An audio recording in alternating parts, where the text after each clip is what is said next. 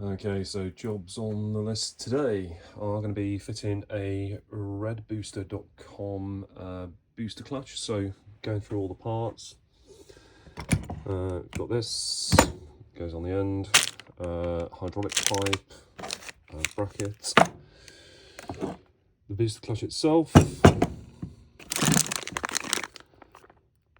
a gator and a spring, another bracket, vacuum hoses, and I'm not sure whether that's a vacuum tank or an expansion tank. So those are all the parts. Hopefully they're all there. So let's have a look inside the engine bay before we start. I know I need to move the coolant expansion tank. There's the clutch bracket. I think I'm going to take the whole clutch out and just give that a bit of a revamp. And then the vacuum hose off the brakes and underneath there, which is where I believe the vacuum or expansion tank goes. So there we go. Going to remove this now because I know it needs to come off. Next, removing the 8mm from the bottom of the expansion tank. Disconnected the return hose from that, lifted it up off its mounting bracket down there, and just push it off to one side. So rather than trying to get these off, just disconnect the bracket, move that to one side as well. Okay, so to avoid taking the brake master cylinder off, very carefully, short stubby in here, get this screw out. Okay, success, and then that comes off. That seal could do with a bit of TLC, and there we have the internal workings of the clutch. Long nose pliers, take them off, keep a grip of it so you don't lose it, and then off with that. Put the clip straight back on it so you don't lose it. Oh, that does not look healthy. Let's get that out. Okay, quite conveniently I've got a brake bleeding kit. Just connect this up and I'm just going to suck that out of there.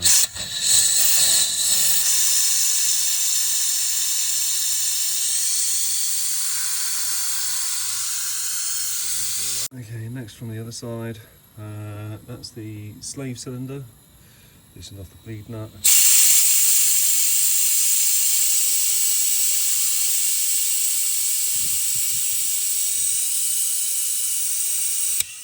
Suck all of that muck out of there.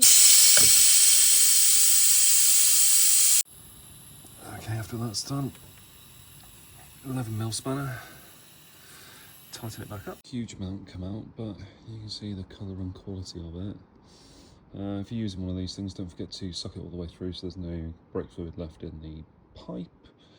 Otherwise that'll drip everywhere. Looking inside and measuring up the tank. I don't want to put it there obviously because I've got my gas strap mount there, so I'm going to line it up with these two holes, one there and one there. You can see it doesn't quite fit, so I'm going to adjust the brackets and make them fit. First things first, let's get that in there. I'm not sure if that's the original or not, but there we go. Lost it to the engine bay. Slide it in that way, line it up. All right, talk about jumping ahead of the gun. So these brackets need fitting. It doesn't fit directly to the body, so let's do that. I've fitted it. Long bracket towards the front of the car, short bracket towards the back of the car. They're both angled to match up with the body here, which is really great. Put it in, and you'll notice what I have done is I've put some foam underneath, because even though it's at its highest setting, when you move it around there's a little bit of knock-in. As you know, with any Land Rover, if you can reduce any of the additional noise, it's always a bonus. So I've just popped that under there. Okay, don't forget to remove the hydraulic pipe. So here's where I do disagree with the manufacturer a little bit. So I've taken the clutch out of its housing.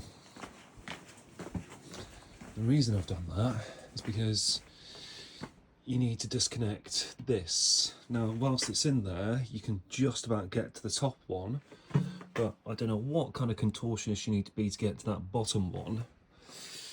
Even here, I think I'm going to have to turn it upside down to be able to get to it from the bottom. Now, you probably could do that from inside the car, but you're going to need 2 people, and that is one bit of a job. So let's see how we go. Plus, do you know what? Bringing it in the garage, it's warmer in here than it is out there. Okay, so here it is upside down. I've just tied the pedal back so I can get to that nut in there, that one there. Remove the master cylinder. Next, the tricky bit, you got to remove the rod, so you need 2 spanners. There are 13mm both sides, which is quite handy. Thankfully, 1/2 inch fits this side nice and snug, so undo that. Right, okay, a couple of things I've done so far just to keep you up to date with things. So I've retapped all of these holes because they were grotty and a little bit rusty. I've also rethreaded each one of the screws. There we go, get focus, cool. Right, so they go in nice and easy, so it won't be so difficult when it comes to refitting it. You see I've also taken off some of the paint, so it's quite rusty down here. So what I'm going to do, quick clean off with some brake cleaner, respray it. I'm not really bothered about the way it looks, I just want to prevent as much rust as possible, and then when it goes back in, to create a decent seal to prevent water ingress. Okay, following the instructions. So I've got it orientated the same way. Next bit to go in is this rubber grommet with a welded captive nut. Welded captive nut I'm going to put towards the bottom. Then before you start bolting everything together, this bit goes in next, through the grommet and through that bit there, and then it gets bolted in. So it now looks like this. Obviously, pedal needs to go into there. So you end up with that. That one there, that one under there. Now to tighten them up. It says in the instructions to fit the oil bracket to the main bracket. See photo. That photo is not very helpful. However, I think that's because it's got all of this gubbins removed, but referencing that square hole there to that square hole there, that means bracket goes there. So let's get that done. Okay, this bit here doesn't really make a lot of sense. So I've kind of dry fitted. I had to swap this.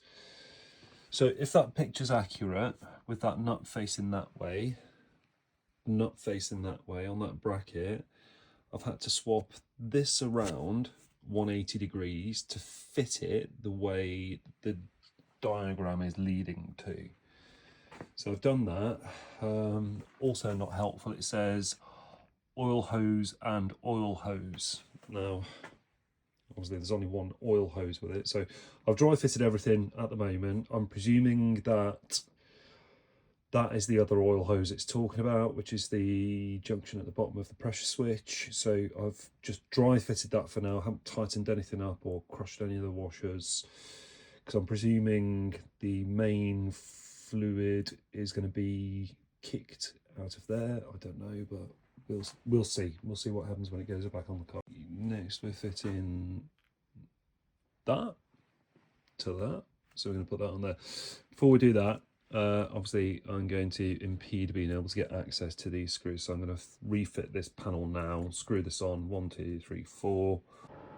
Okay, so this is going to be threaded onto there, but it can't be done while it's in its current position. So what I need to do is, I've put this pin in here just to dry fit it. I'm going to line it up so the clutch is in its fully up position. And all I'm going to do is I'm going to stick a red mark where that's completely neutral, so there's no pressure on the clutch, on the threads, and then I'll take the booster off, screw that on. So just so you can see what I mean, I've just put a red mark on the thread there, and I'm going to screw it in until that is completely flat. So you can see there, they both line up, and then this screws down and tightens against it to prevent it moving. So we'll do that now. In the instructions it says there should be a 1mm gap between the end of that and the end of that, and I suppose that's to make sure that it doesn't get excited and constantly running the hydraulics. So you can see I need to reduce that gap by about 2 mil by the looks of it, if it's square. So this is really fiddly to do. So the best thing to do, have it clamped in a vise, push it out, and I think it's, let me just have a quick look, it's a 7 mil and a 9 mil on there. Unlock one, screw the other one in, lock it back off. So I gave you some completely duff gin on that last one. It's actually a 6 and an 8 mil.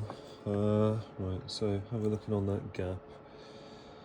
So there's still a little bit, so I still need to go in just a fraction until that's flush, and I can feel no pressure against the spring. Okay, so it's flush fitting, and I know as soon as I put a little bit of pressure, so I've got, probably translates to a few mil of movement, but there we go, that's exactly what the book asks for. The one thing I haven't read in the original instructions is it doesn't really mention in there that you need to remove this from the end of the servo before fitting it to the booster thing.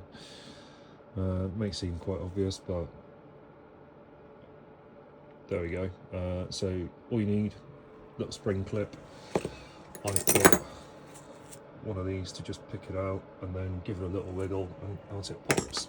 Okay, I've changed a few bits around. I've put the sensor coming up out the top of there with the feed down to the clutch slave going at the bottom, so I've swapped those around. Pipe goes into there, that's looking fine. That's all, again, that's all still dry fitted at the moment. I haven't tightened anything up on the hydraulics lines because I don't want to damage the washers.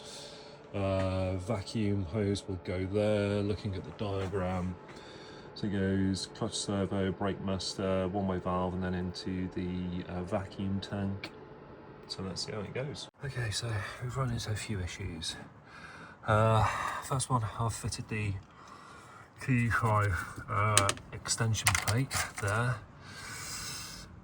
which brings the expansion tank over here a little bit, but I've completely removed it now out of the way because it's a pain in the backside.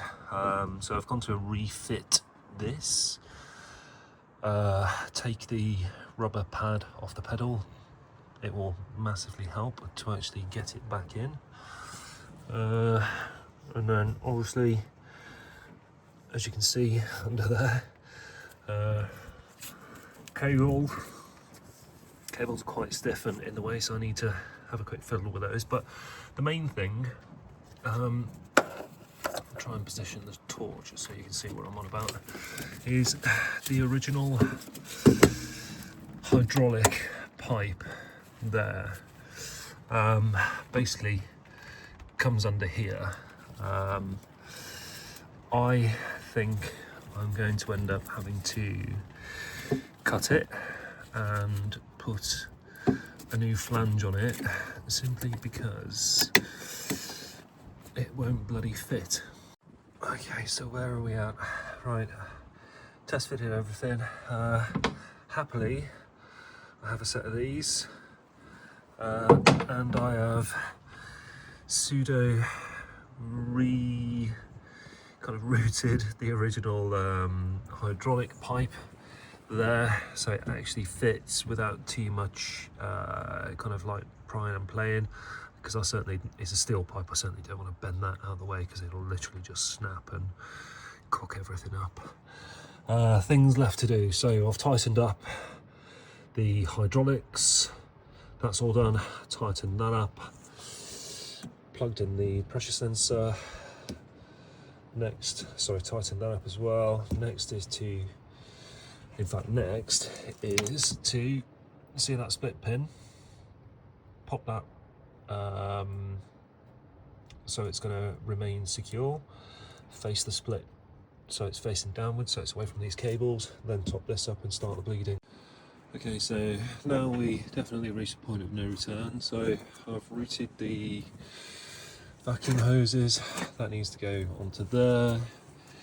that one needs to tee into that, so I'm going to cut into that, slide that over, clamp it in place. Then we've got this one that runs to the vacuum tank there, and then we've got this one-way valve. You can see the one-way valve there, which is going to tee into the original vacuum pipe as it just runs down the side of the engine there. So let's get amongst it. Okay, so here we are. Teed into the vacuum for the brake master cylinder. Plugged in the booster, T-piece, one-way valve. Teed into the main vacuum pump, so it looks relatively OEM. That's going to be annoying. Might need to. We'll see. Ha! That should sort it out. Cable ties, saving mechanics for thousands of years. Okay, so what are we up to so far? Right, so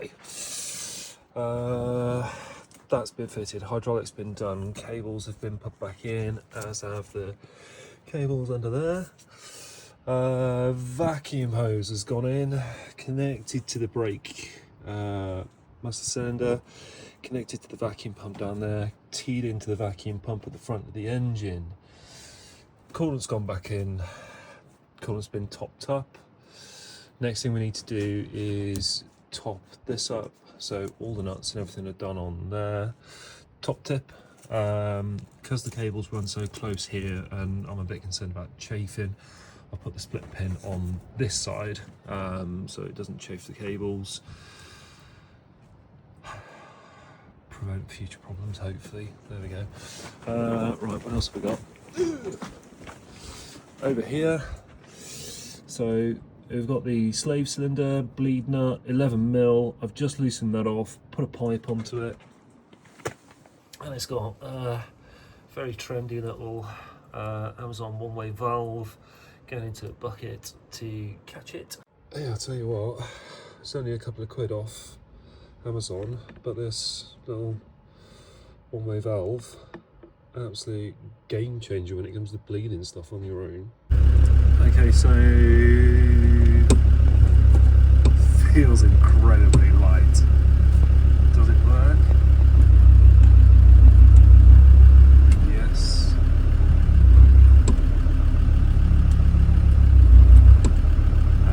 That works a treat. Feels really light. Brakes are still working fine, so everything's good. Fantastic. Now for a test drive after putting it all back together.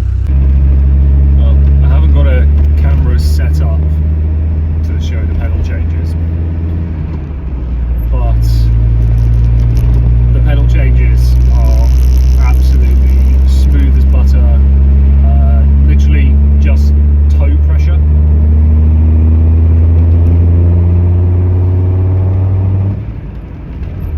Nice shifts, really, really light. I'm literally using, I can't emphasize it enough, toe pressure. It's probably lighter than my other car. I've got a Volkswagen Golf. Absolutely love it. Genuinely worthwhile investment, even though it's a bit of a bugger to fit.